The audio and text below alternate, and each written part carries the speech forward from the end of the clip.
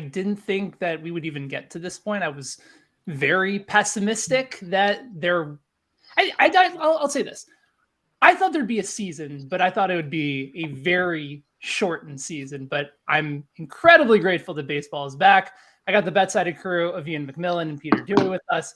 And also FanSided's Gabrielle Star is with us hanging out on Happy Hour today. Gabrielle, good to see you. Thanks so much for joining us. Thanks for having me, guys. Very excited to talk a little baseball. Even just from the beginning of our conversation, like diving in to this whole aspect leading into opening day, like in covering the Phillies and covering the Padres and also like your love of the Red Sox, there's like a Kyle Schwarber aura that there's already been sent out into the universe, which is very exciting for me to see. I'm curious, like in covering all these different teams for FanSided, like which of the fan bases that you've covered and interacted with like gets you hyped up the most for the start of the season? Honestly, and it might just be because I was watching a Phillies spring training game an hour and a half ago. Phillies. You know, the Red Sox are my team since birth. I'm a third generation Red Sox fan. I've got almost 104-year-old great uncle who is a Red Sox fan, rooting away for 86 years during the drought. But the Phillies, to me, were the biggest surprise of the offseason, just in the fact that they had never gone over the luxury tax threshold before. They signed not only Schwarber, but also Castellanos. And what they did was just outrageously good. And their lineup just looks so formidable. We saw really good stuff from Zach Eflin today. So the rotation's looking better. The bullpen is always a question mark for them, but there's such a change in the atmosphere on Phillies Twitter, just in the media. Had a chance to chat with Dave Dombrowski last week, and he was in a really good mood. Everyone's just like happy. And if you know Phillies fans at all, that's just not usually the norm. So as much as I'm super excited for the Red Sox and to be at opening day next week and everything, the Phillies, to me, it's just, I like the unexpected. You know, I like when different teams are in it every year. I like the impossible becoming possible. So for me, it's Phillies. Peter, Iain, have either of you guys ever had a chance to head to an opening day game? That's still a bucket list item for me, that despite, God, it's going to be now 34 years of loving and watching baseball, I have not been to an opening day game. And I feel like if I get to there by the time like I'm 40, then I'll feel like that's something worth accomplishing. Have you guys been to an opening day game yet? I haven't. I wanted to go to Yankees Sox, the opener this year, but just didn't end up working out. So I'm a little disappointed by that, but definitely a bucket list thing. Ben, I'm surprised you've never gone to Wrigley opening day. I feel like that is like, that's because it's like $5,000. Yeah, that's true. But also the atmosphere. Like Wrigley's on my bucket list of stadiums to visit. So yeah, someday I'll get to an opening day game for sure. What about you, Iain? I haven't, no, because obviously growing up my entire life up until 6-7 months ago, I lived on the Canadian East Coast where we just didn't have professional baseball. So I've only been to 3 baseball games in general in my life, let alone opening day. So I'm excited to at least triple that number this summer in New York, but no opening day for me this year. Gabrielle, how many opening days have you been to? Aside from 2020, when there were no fans allowed in the stands, I have either gone as a fan or worked every Red Sox opening day for, I think this will be my 6th one. Wow. But in fairness, I have gone as a guest. So it's not like I'm spending the money. If it was a money thing, I could not afford it, probably because Fenway is just absurdly expensive. But I've been very fortunate to be invited by the same person almost every single year, and otherwise I wouldn't be able to go. So it's not like it's some kind of, I mean, we work in sports. It's not like we're making bazillions of dollars here. It's definitely just a who you know situation for me. I think clearly this is an indication for the 3 of us to start to know better people. Hey. This is a clear opportunity for us, all right, to maybe do a little bit of networking when it comes to the opportunity to go to the ballparks we love. So on the show today, it's great to have Gabrielle with us because we're going to go over a bunch when it comes to getting ready for the start of the season.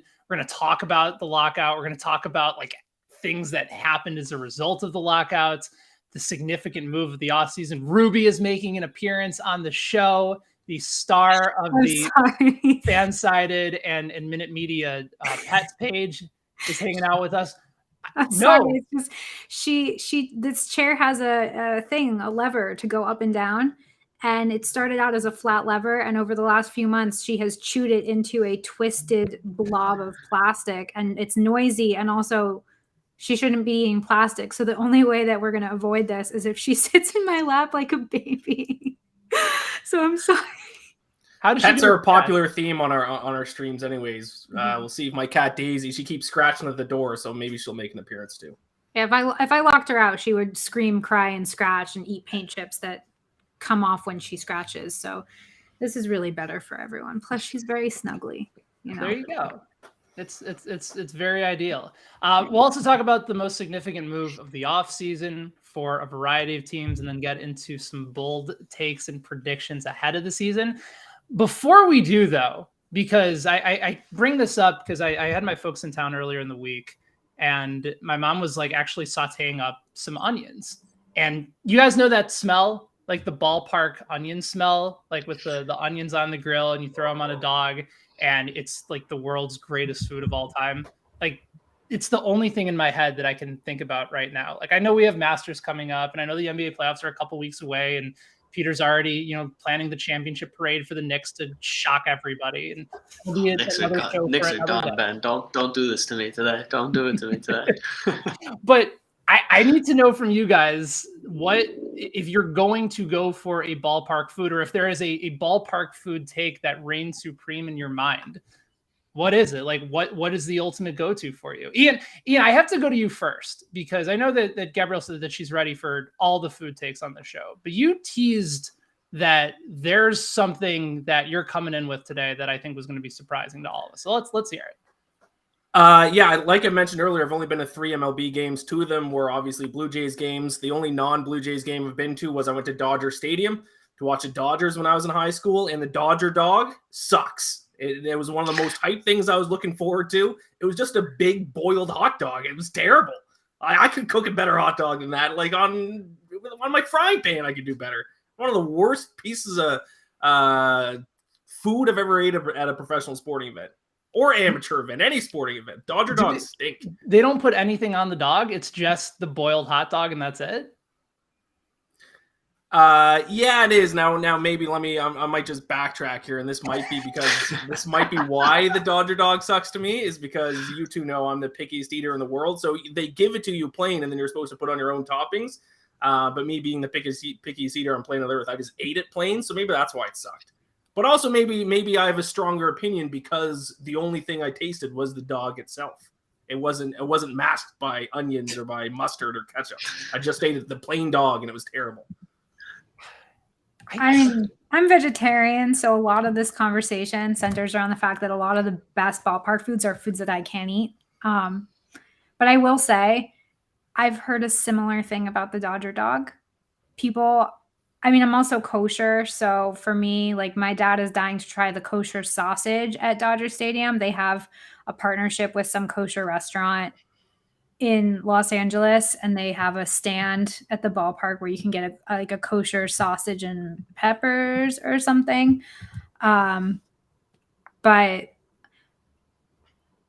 I actually had a really good, very overpriced, but really good veggie burger at Oakland's Coliseum. It's like the only good thing I can say about the Coliseum. But I just judge ballparks based on what kind of variety and accessibility they have for people who don't eat boiled pig or whatever is in a hot dog.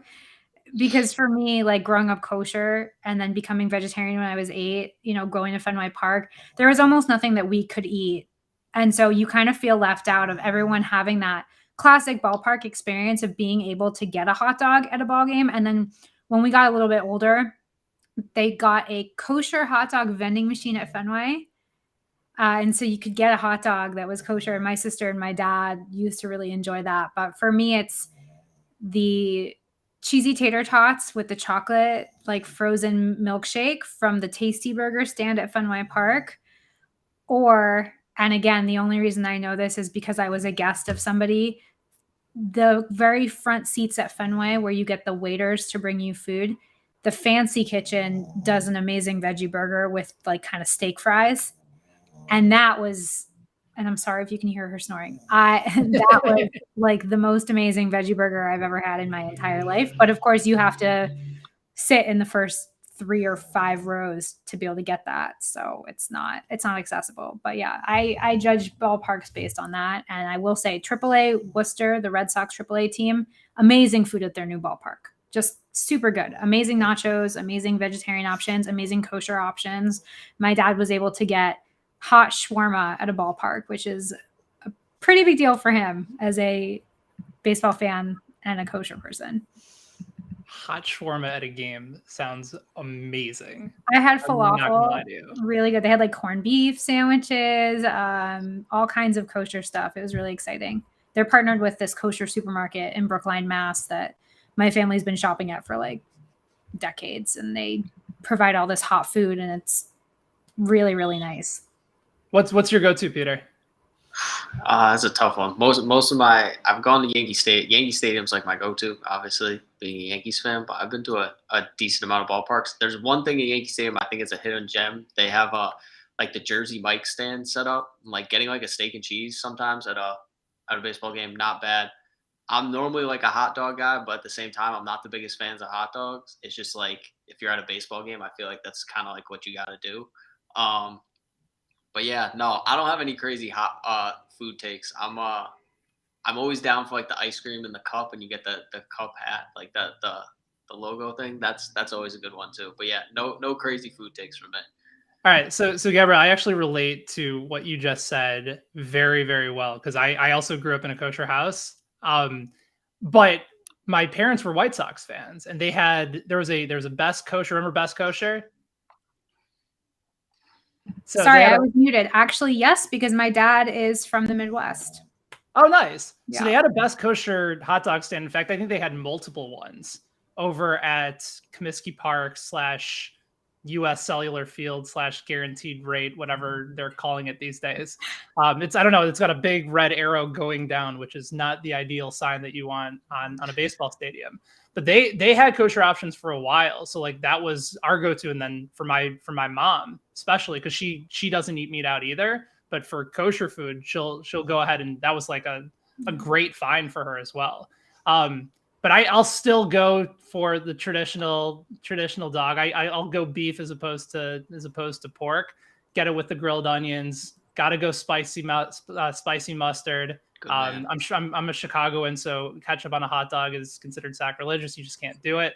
I certainly can't go plain, Ian. I don't even that concept in my mind. It's just not. At that point, just don't eat it. But I get him wanting to try the Dodger dog, even if it's just the Dodger dog at its core. I'm not a hot dog guy, but they have the loaded Dodger dog, but I feel like that wouldn't fit your dietary preferences because they put a lot of weird looking stuff on that. No, I specifically only ate it so I could say that I ate the Dodger dog. Yeah, I would not normally be a hot dog guy. I'm a big popcorn and pretzel guy. Game 3 of the 2018 World Series at Dodger Stadium, I was there with actually the same person who had brought me to all the Red Sox opening days, a family friend. And I was in such a rush to get out of the house that I left my wallet on the counter. And this was pre-Apple Pay days, I guess. And so we're sitting there at this game and I'm starving. It's like dinner time. And I had to borrow like $10 so that I could get some fries. Little did we know that the game would end up being the longest game in postseason history. And they stopped serving food and drinks after the 7th inning. And the game went 18, 19 innings. And everyone's just sitting there starving. And because I didn't have my ID, like I wasn't even able to buy a beer if I had wanted a beer. Even if I'd bummed some cash off of my family friend, I wouldn't have been. I was just sitting there. And this guy in our section had been drunk and heckling people in the section. pretty early in the game. And by the 14th or 15th inning, he was sober and apologizing for how he had hit at the beginning of the game. Like, that's how long it went on. This guy went from tipsy to wasted to sober, and we still had a couple of innings left. It was quite an experience. I think for anybody that's trying to make the argument that baseball games are too long, maybe, but then you would have never gotten a chance to experience the whole transformation of a drunk fan in the stands. Like you got like a whole redeeming opportunity out of it. You know what? I'm always the kind of person that I'll take as much baseball as I can get. My dad is the opposite. As he's gotten older, he has no patience for how long baseball games are, to the point where on opening day 2019, I was going and he was going separately with a friend. And his seats were way nicer than my seats because I was not there. I was there working. And by the third inning, it was snowing. It was cold. They were already losing after getting their World Series rings. My dad texted me. He goes, "Do you want my seats? I'm leaving." And he just left. Opening day at Fenway Park after getting World Series rings, my dad just bailed. He went home. I'm like, maybe I'm adopted. Listen, you either love the experience or you're like just there for a little bit. And I know somebody that left the 2014 wildcard game between the Royals and the A's. Okay, postseason games, if you leave early, you don't deserve to go in the first place. Unless someone's in labor or someone's dying or you're dying. My dad actually left a postseason game early this year. I took my parents to an ALDS game, and it ended up being that game that went a zillion innings, the one where Nick Pivetta pitched in relief. And my mom sat there with me. I think it was 14 innings or something. It was interminable. My dad, I think, bailed after 6 or 7 innings. But in his defense, he's 6'2", and the seats at Fenway are about 115 years old, and they were made for much shorter men. So I can understand why an older rabbi who's so tall would like a little more legroom and a seat that doesn't give you splinters. I get it, but I also don't respect it. If that makes sense. Let's put it that way. All right. So now I have something to look forward to years from now. Also at 6'2", if I ever go to Fenway, I gotta find an aisle seat. Well, it depends where you sit. They are slowly replacing the seats. Every year they replace a few more of the wooden seats with the new plastic seats. And if you sit close to the front, you'll get the nice seats. Or if you sit up high, you get the nice seats. But the seats that I grew up sitting in are these old wooden, splintery, creaky, very thin, very short, classic seats. And it's not great. No, definitely something to work on in the future. So, but before we dive into some of our favorite bets, I think we do need to address everything from this offseason, right? I was looking over and trying to figure out, okay, how do we summarize a terrible offseason for baseball? It got off to a really nice start. You actually saw several high profile players sign in free agency. Some cash was actually handed out. Some teams started to separate themselves from the pack a little bit, but then of course the lockout goes on. And if not for, I think, a brilliant messaging campaign from the Players Association, for really the first time ever, more people, and you guys can tell me if you disagree, it just felt like their messaging was on point. They had social media to help bring more people together to back the players. And really for the first time, there wasn't the sense of it's millionaires versus billionaires. It's this is right and this is wrong. So when we take everything away from the lockout and moving into the start of the season, because I still think you make the argument that baseball is still trying to get that hype and excitement back from the casual fan, and they might be searching for it for a while. So, Peter, I'll start with you because I know you want to talk about Manfred a little bit, but is there anything in particular that really stood out to you from the offseason that I think a lot of fans are going to take notice of? Yeah, I think I'm generally pro player in these. It's very hard to back the owners in any sport, in any kind of situation like that. It's just you have billionaires that are trying to pinch pennies, and then you look at some of the payrolls of these teams, like the Orioles and the Guardians are paying $30 million for their entire payroll. I can't respect the argument if that's what the product you're gonna put on the field. If you're not gonna try and then you're going to complain in these CBA agreements. Like it just doesn't add up. And so the thing for me is I just thought there was a more widespread support of the players, which I think is a good thing.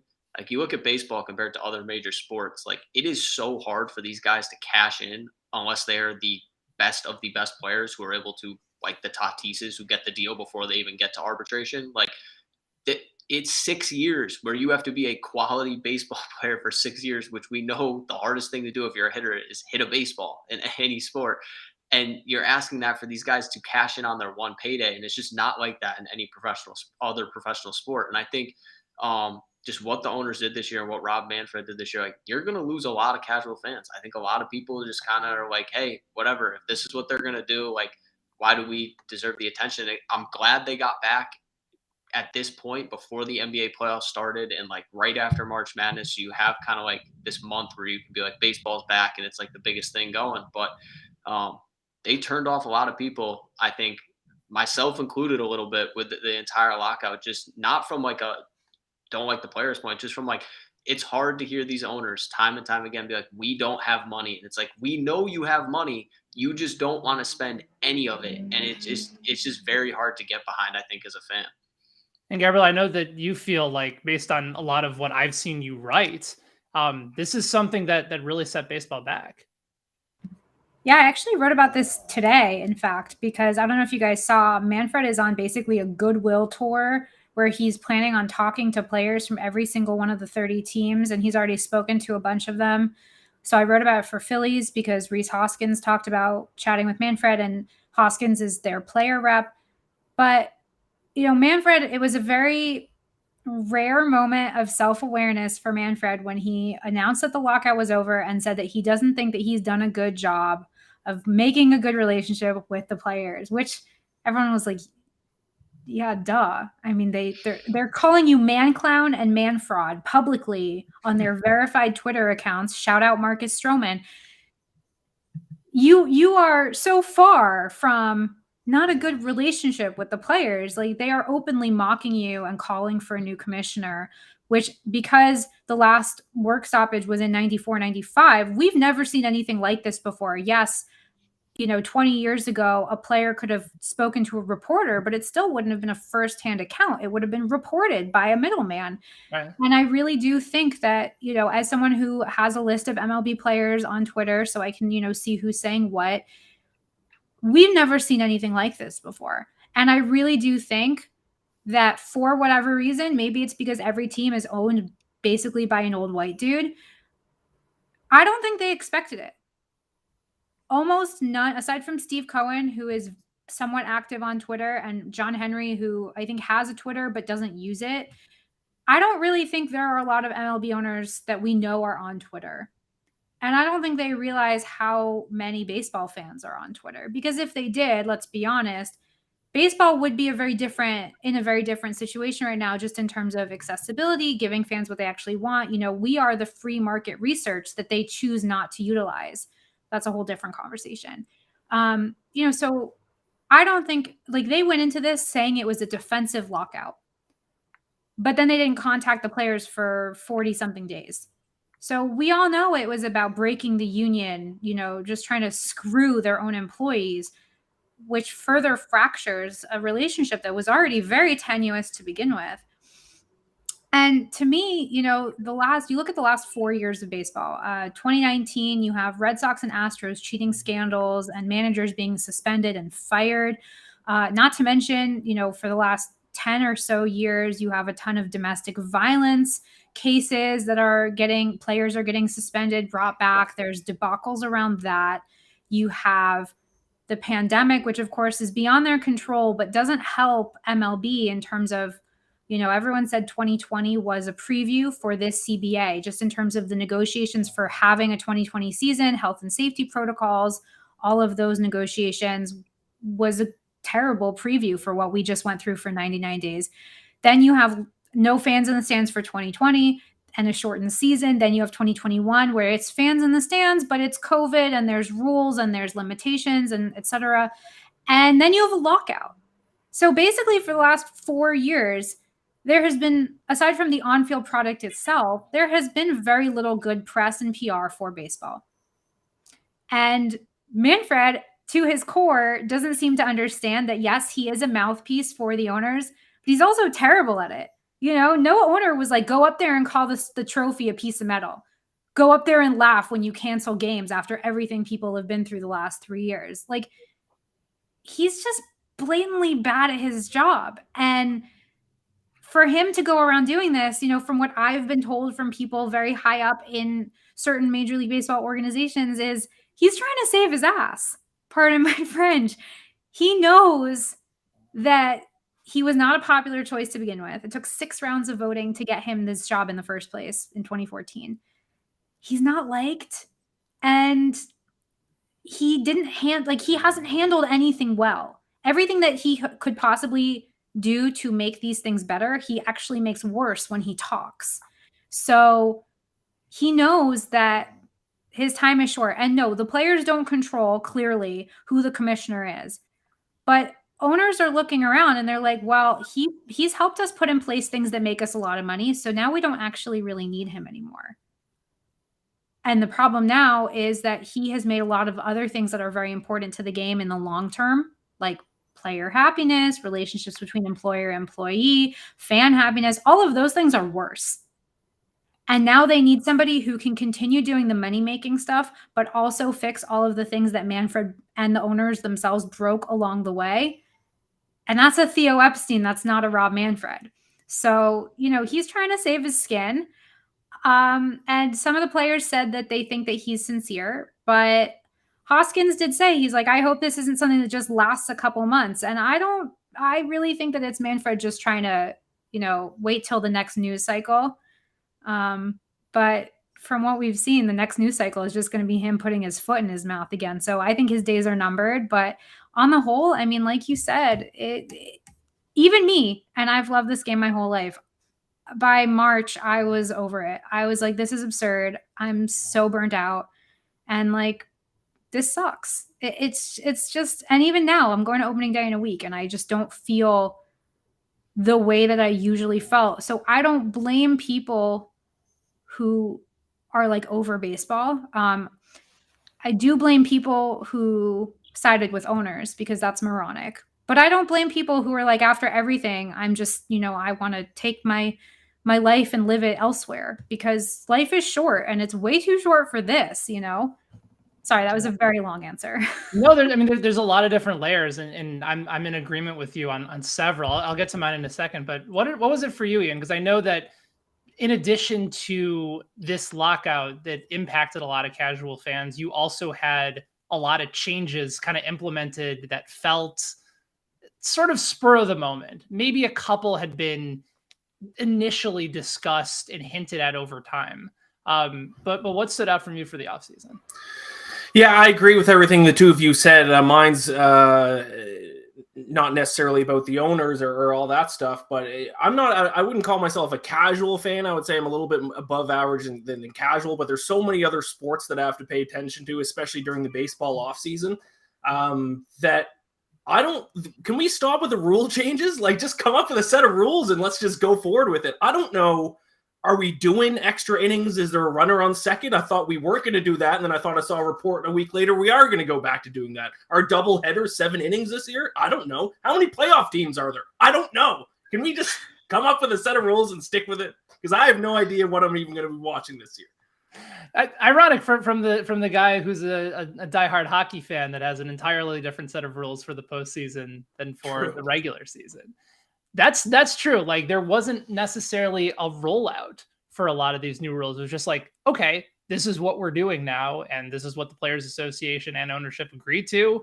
We'll go with it. And you're right. Like, there hasn't been any sort of opportunity for us to dissect it. Like, we'll probably be writing pieces in 4 or 5 months going, here's how the MLB playoffs are different this year than in years past. Like, we're going to have to remind not only like our own viewers over at FanSided and at BetSided what's going on, probably ourselves as well. Both to Peter and Gabrielle's point, like, there's an aspect where I don't know if fans necessarily trusted owners to begin with, but there wasn't, and this is, I suppose, like, I'll give you an example. Like, I'm in Kansas City, and Kansas City for a long time under the Glass regime knew they had money to spend, but they were like, well, it's still a small market. Like, you can't expect them to have the type of payroll that's in the $150 million plus range. You're not going to compete with Chicago and Philadelphia and Boston and New York. Like, that was just sort of ingrained thinking in your head. Like, well, we're, you know, a 28th market in the country. We can't spend like that. The reality is that as you start to pull the curtain back a little bit, more and more fans are realizing that, yes, you absolutely can. You might have a shorter window to be able to do it with the full competitive roster as is. But when you have a competitive roster, you have to take advantage of it, and fans aren't going to stand for that anymore, especially knowing the payroll versatility that you have now, knowing that the taxes and the books are starting to become a little bit available. Like the Braves are a publicly held team, so you can get that information now. I just think fans are going to look at this, look at the ownership from both the lockout perspective and the fact that so many teams aren't spending money that they have readily available, and say enough's enough. Like, at some point, you're not going to continue to say, well, we can hide behind the small market or we can hide behind rebuilding. Teams have done enough in the past to be able to make short-term changes to put their team in a competitive situation. And if you're going to not spend money, at least be transparent in the process. Don't lie to your fans. Don't tell them that you're always contending for a championship. Tell them your plan. I mean, Gabrielle, you brought up Theo Epstein back in 2012. When he came to Chicago, to his credit, he said, we're going to be bad for 3-4 years, but this is our plan to get us back to being a consistent contender. And sure enough, they ended up winning the World Series in 2016. So I don't think there's an aspect where you're going to see fans really start to say, you know what?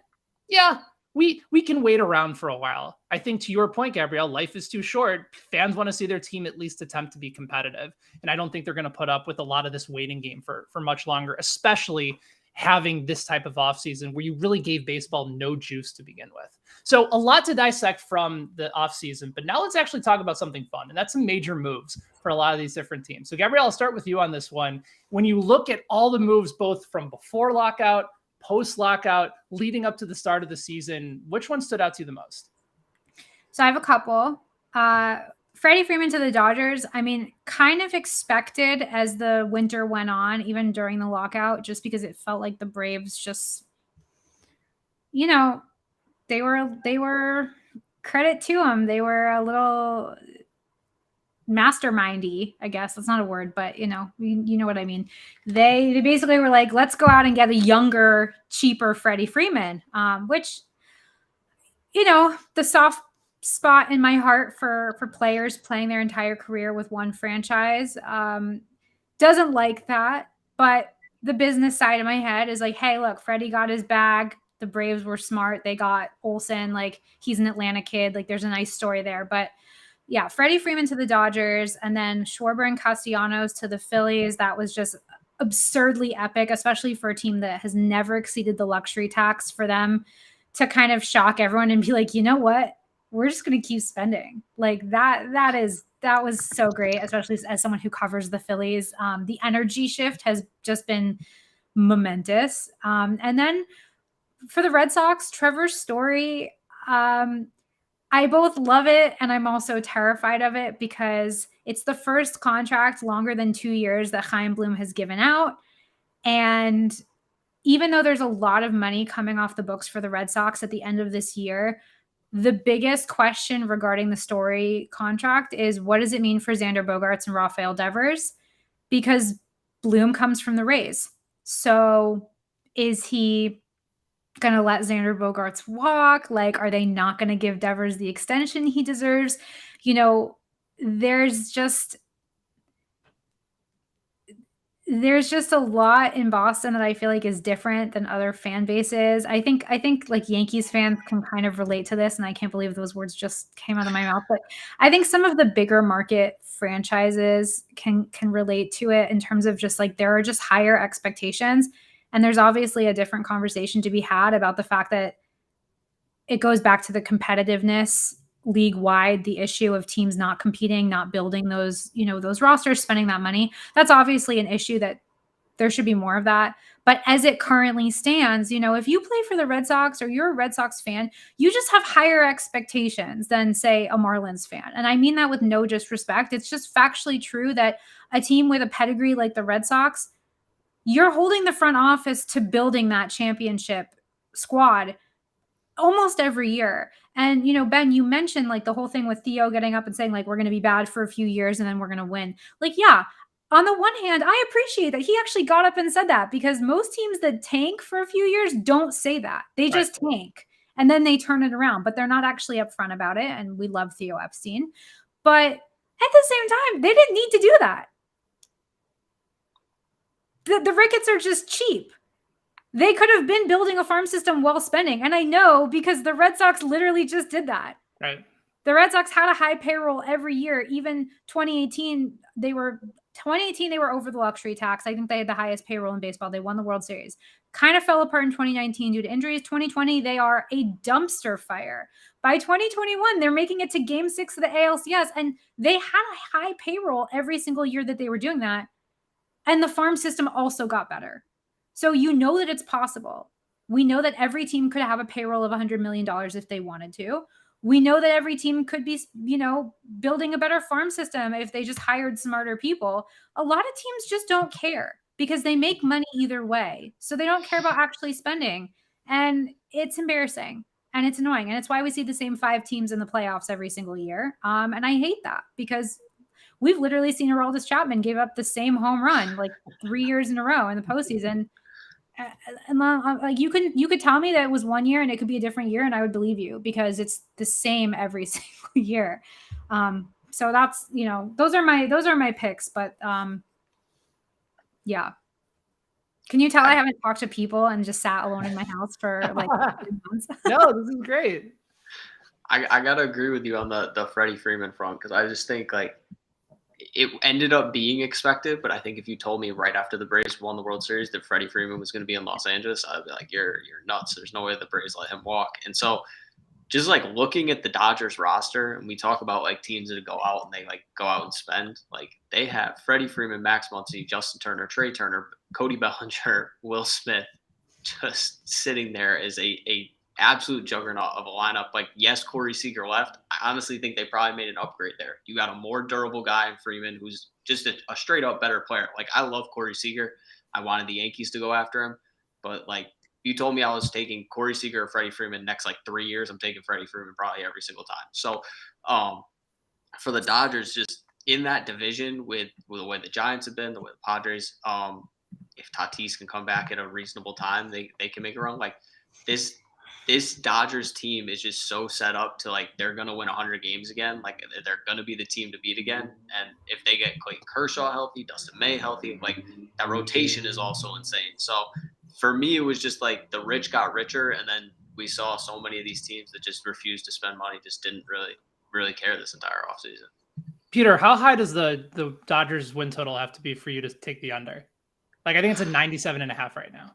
I think it would have to be at 100 probably for me to take the under, to be honest with you. They've won 100 games, for the last 5 years? Mm-hmm. Like, it's like not like it's – and that's not counting the shortened season. Like, it's just that they're a machine. They're going to win a ton of games. And when you play the Rockies and the Diamondbacks, however many times they play them, like, it's free wins at that point. Like, the rest of the division's tough, but you also have 2 teams that have, I think the Diamondbacks are at 66 wins and the Rockies are at 70 at WinBet. So, like, I mean, they're going to beat up on those teams too. So I don't think I would take them. I like 97.5. I feel like is a steal. I think they're easily going to win 100 games.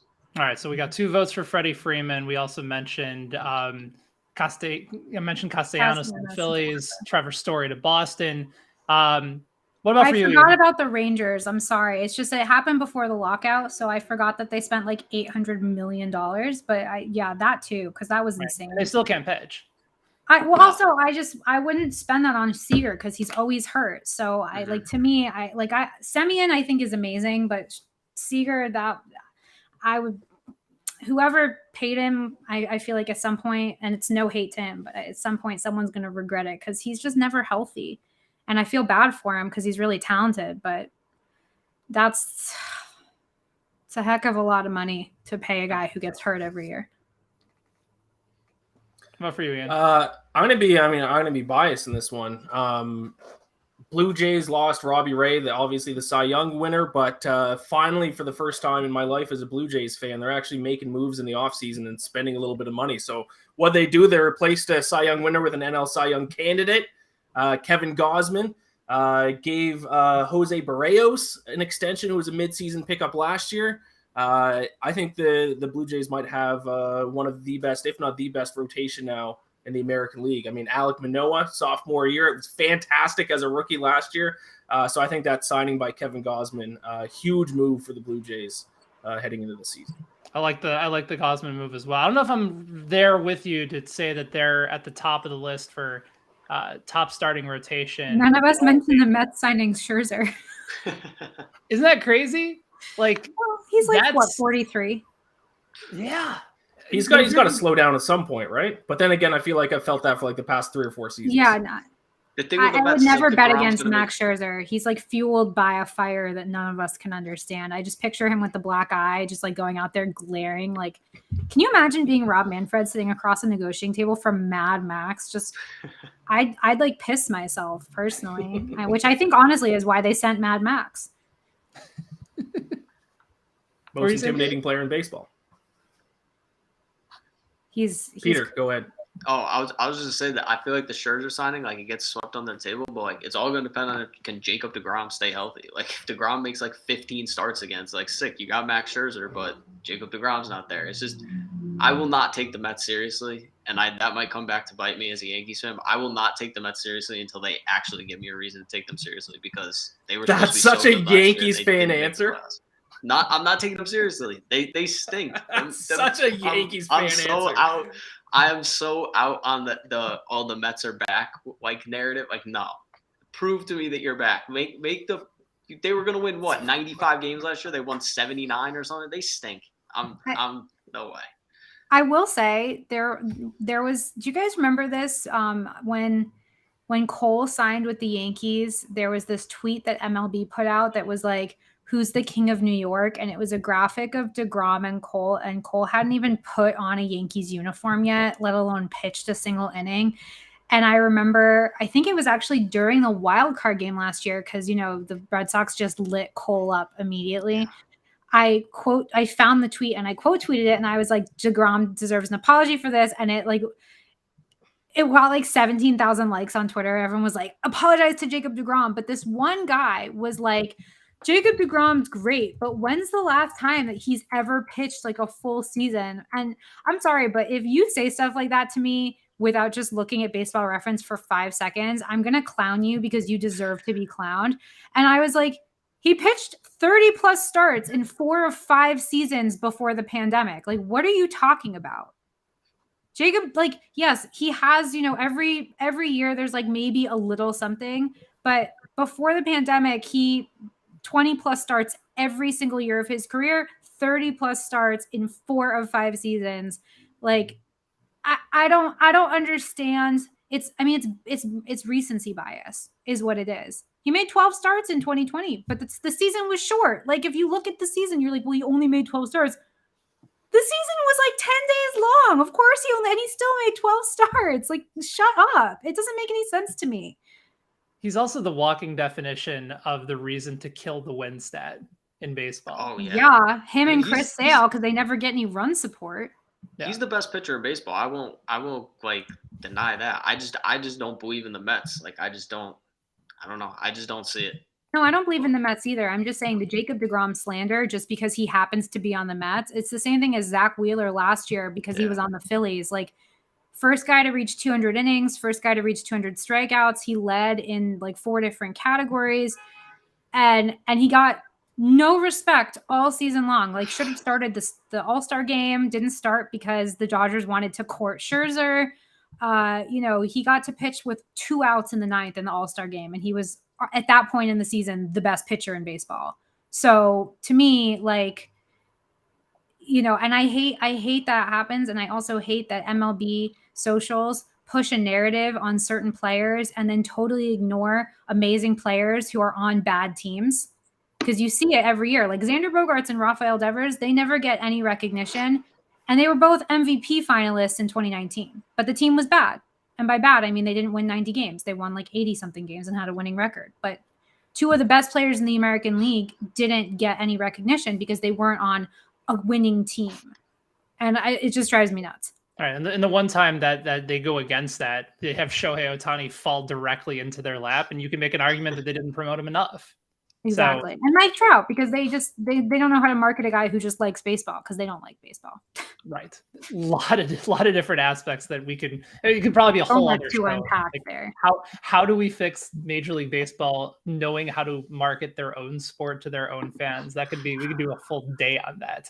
I'm curious to get your guys' perspective on this, and I know we got a little bit of time to some of our favorite picks for the season as well, but I like the Twins, and I think getting Correa on the short-term deal, or it's 3 years, $105 million. So yes, from an average annual value standpoint, it's a lot of money.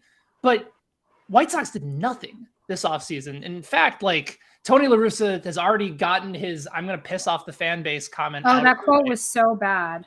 Yes.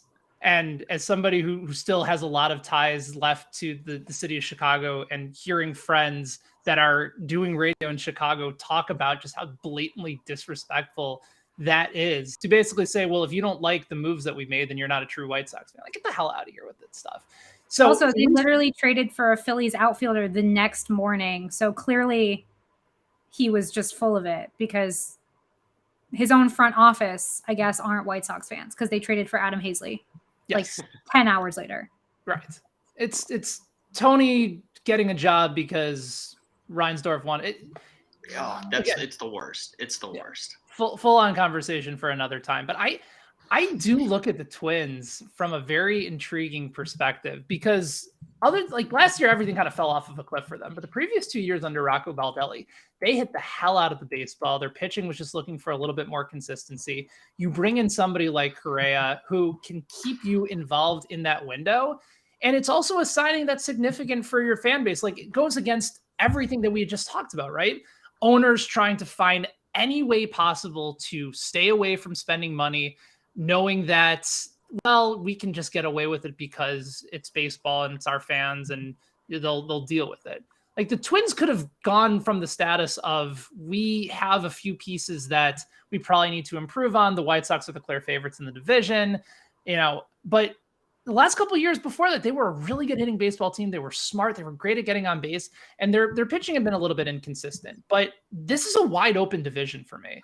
I don't think the White Sox, especially with some of the injuries in their pitching staff and Dallas Keuchel starting to fall off a cliff a little bit, like, this division is available for the taking. And even though the Royals are still going to be struggling, Bobby Witt Jr. is really interesting. I'm not buying the Detroit hype as of yet. There's some nice pieces there, but I think they're still a couple years away. The Twins still have enough guys on their roster. They extended Buxton.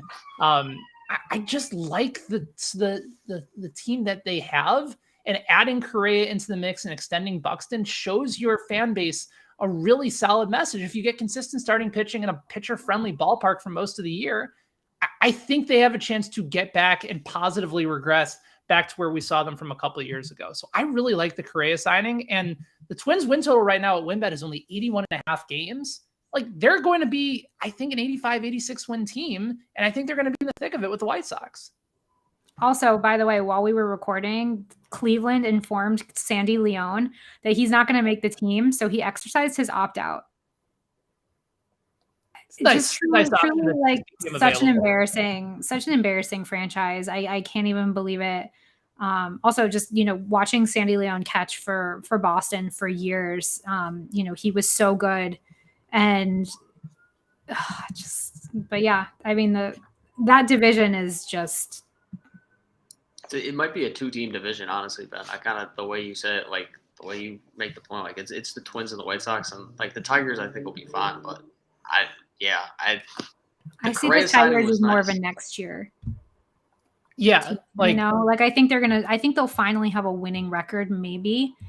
But a lot of things have to go their way for that to happen. Like, Eduardo Rodriguez was not very good for the Red Sox last year. And then they gave him a huge signing in Detroit. And, we'll see how Javi Baez does and whatever. But I think they have a lot of the pieces, but I don't think it's going to fully come together this year. I see them more as like a 23, 24, 25 kind of team. But I'm excited for them. I mean, they're an OG franchise, and like I said, I mean, they haven't won a World Series, I think, since 1983 or 84. So Yeah, good fan base. It's a long time coming for them. I think 84. Good fan base too in Detroit, and maybe if they hit their ceiling, they're kind of like what the Blue Jays were last year, where they kind of caught a lot of people off guard with a bunch of young talent, just a tad bit short to finally put everything together. All right, so those were our off-season signings that I thought really stood out. You had Correa, you had Kevin Gausman, Freddie Freeman, Trevor Story, Max Scherzer. A lot of really intriguing names that we actually got to see some good free agent signings from, which considering where we were even just a month or so ago, we weren't sure if it was actually going to happen. But let's go ahead and put ourselves on record for a little bit, because it's YouTube and it's Twitter, and no one's going to remember this, a week from now anyway. So let's get bold. Give me your bold prediction for the season, and we'll go Ian, we'll go Peter, and then we'll go Gabrielle to close things out. Give me the play that you like that is going to shock the world. I was going to go biased again and just keep talking about my Blue Jays, because I've decided I'm officially going to be the most obnoxious Blue Jays fan on the internet this summer. But I'm going to go pretty far off the board here. I'm going to go look at the Mariners. I'm going to look at George Kirby to win AL Rookie of the Year at plus 6,000. His obviously biggest issue, and the reason why his odds are kind of so long here, is because we don't really know how much he's going to be playing in the majors this year. But right now he is in a battle with Matt Brash for the Mariners final rotation battle, for the final rotation spot. If he gets it, and you can get this bet at this price right now, fantastic bet. He had a great year in the minors last year. I think it was like a 2.53 ERA, 2019 first round pick. So he's obviously extremely talented. So like I said, the biggest issue is just we might not see him almost at all in the majors this year, but he's in a battle. He's had a good spring training. If he grabs one of those rotation spots, or even if he gets called up because of an injury or poor play a month into the season, George Kirby, 2019 first round pick for the Mariners to win AL Rookie of the Year. Small George Kirby anecdote. My roommate from college, one of my best friends, actually played travel baseball with George Kirby in high school. They were the 1-2 on their staff together. So very nice. Very is he a good guy? Yeah, very good dude. Very good dude. Nice. Rooting for him. Ian, I'm gonna go near and dear to your heart with the Blue Jays. I'm gonna take Bo Bichette plus 3,000 to win AL MVP. And I think this is one where when you're betting an MVP, it's really hard to take a favorite before the season just because of injuries, and obviously guys having breakout years. Like Vlad Guerrero Jr. is at plus 475. I just think if the Blue Jays are going to be really good, like, yes, there's a chance Vlad can win, but there's way more value in taking Bo Bichette, who was 16th in baseball in WAR last year at 5.9. He hit 298, 29 homers, 102 RBIs. He's going to play every day at shortstop, played 159 games last year. And right now, the Toronto Music Blue to my Jays ears, Peter. Keep going. I'm loving it. Keep going. List off some more stats. The Toronto Blue Jays have the highest win total projection in the American League. I think whoever wins the AL East is probably going to have a very good chance of having the MVP on their team if the numbers are there, just because it's probably going to be the best team in the American League. That division's got 4 teams that legitimately could win the division or make the play and or make the playoffs. Now we got 3 wild cards. They all could make the playoffs. So yeah, I love Bo Bichette at this spot. I think he's one of the best young players in baseball for sure. What about for you, Gabrielle? Oh boy. Okay. Bryson Stott, Rookie of the Year or Rookie of the Year runner-up for sure. I mean, he's so talented. It's just really exciting. As long as the Phillies don't Scott Kingery him, they should just sit back and let him be amazing, because he's just so talented. Also, 2019 first-round pick for them. Other than that, he is by the way 10-1 at WinBet to win NL Rookie of the Year, only behind O'Neal Cruz. now Suzuki. I have a new article to write. There you go. Saya so Suzuki good. of the Cubs, and then Joey Bart, catcher for the San Francisco 49ers, San Francisco Giants, taking over for Buster Posey. That's certainly a daunting task. But yeah, Bryson Stott 10-1 at WinBet if you're looking for a little bit of cheese on NL Rookie of the Year. Yeah, no, he's amazing. The only question is how they handle the fact that they have Alec Baum at third and Didi at short and everything, and it's a mess. So yeah, that's my NL prediction, and then AL. Rafael Devers All-Star season, Silver Slugger. It's all coming together for the kid, and I want to top it off with a giant extension, like the biggest extension for our child prodigy, Rafael Devers. All right. He's actually 12 years old. A lot of people don't know that. He's been 12 years old for like 6 years. Yeah. How does he not age? It's remarkable. Fountain of Youth. It's actually hidden under Fenway Park. That's why they won't rebuild a stadium there, because the Fountain of Youth is underneath. It's also why Ted Williams played like 19 seasons. 25-1 to win AL MVP, Rafael Devers. Really? I think we got another cheese bet here. Kid hits bombs. He does. I'm going to tell you guys about a pitcher that I actually didn't know much about. I had seen him, a handful of times. I didn't really think about it. But back when I was at Sports Illustrated, the Oracle, Sean Childs, who, if you're ever looking for fantasy advice, he would be the guy to go to, because he is Rain Man of this industry. He wrote up something the other day about Logan Gilbert, and I started to dive into it. And Logan Gilbert, of course, of the Seattle Mariners. The stats from last year weren't exactly incredible. The ERA was about 4.68 through about 120 innings. But he pointed out that his whip was actually suggesting that his ERA would be closer to about 3.5. I've allowed a few too many home runs, but the stuff is insane. Fastball in the mid to upper 90s. Slider is like at a 70 on the scouting level from 20 to 80. He's working on a changeup this year. And in college, this is a guy that went 23-3, 2.48 ERA, 313 strikeouts over 250 innings. Like, the Mariners are buying into this dude to be electric. And while you have Robbie Ray there, that could also make a substantial impact. Like, that's another guy with electric stuff who finally figured out a little bit more control and harnessed it during that year in Toronto. So now all of a sudden you have a guy with great upside, somebody that still hasn't been completely and fully scouted, who's currently 70-1 to win the Cy Young in the American League. I don't know if he'll necessarily win the Cy Young, but I think it's very much in play that he could be starting the All-Star game with a great first half, possibly be in the top 3. I think he's someone that you can buy low on now and then try to figure out how you want to hedge some of your Cy Young bets later. But Logan Gilbert's going to be a stud. And I think that Mariners rotation, like you brought up Kirby as well, there's a lot of really good talent on that team. And I don't know if their hitting is going to be enough. They made some nice moves over the course of the offseason. They just completely fleeced the Reds with a couple of those trades with Winker and Suarez for pretty much nothing. But Seattle's intriguing to me, especially with how good and how much upside that starting rotation can have. I'm rooting for Seattle. Talk about a playoff drought. The last time they were in the playoffs was that 116-win team, right? The Ichiro team, the Lou Piniella team, Ken Griffey Jr., 2001. So Seattle's long overdue. I'd love to see it happen for them. It's a great suffering fan base for a long time. And also the only drought longer than the Phillies. What's that? The only drought longer than the Phillies. And then the Phillies. That's right. And by the way, since we're going to bring this full circle, Gabrielle, you probably can't eat them as well, but they sell what's the food that they have at Safeco Field? I know they sell sushi there. Oh, the crickets. The crickets. Yeah, the deep fried crickets. I was there for the first time this summer, and it's a beautiful ballpark. I did enjoy the garlic fries, and I love that they have coffee because they have a Dunkin' stand at Fenway.